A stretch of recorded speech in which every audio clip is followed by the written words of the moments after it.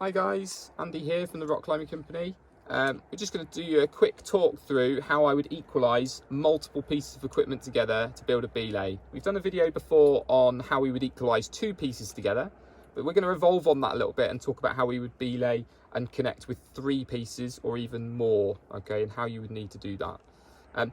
Because these pieces are all quite close together, I would need a bigger sling to equalise the three. If I had the two pieces together, I could probably do that with a shorter sling, but when I need to equalise three, I'll use a bigger sling. So I've got a blue sling here, which is 240 centimetre sling. So it's quite a big sling.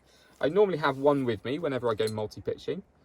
So I'm going to start connecting this together just by adding my blue sling in a really big loop between all of the pieces of equipment. So you can see what I've done there. I've just created a big loop and I've clipped all of those pieces of equipment at the same time. Okay, the next thing to think about is trying to get the join of the sling out of the way if you can. It can be quite beneficial to get rid of that. So just popping that out of the way and try and get that nice and far away for the next section, which is where we want to create the V shape. So I want to be able to pull this into kind of a W shape now. So that would be my normal V, but you can see how this one's not working at the moment. So I want this one to come down as well. So I've created a W kind of effect. Okay, so I've got an individual loop on each part. Okay, I just tidied that up a little bit.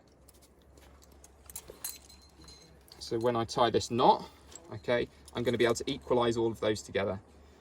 If we think about the last video where we talked about ideas as a principle, I have to tie a knot to create an independent anchor for each piece. So this still needs to work with the knot as well. Okay, so I'm going to tie my knot in the right direction, which is straight down. And a nice simple overhand knot. And I'm keeping all of those parts under equal tension.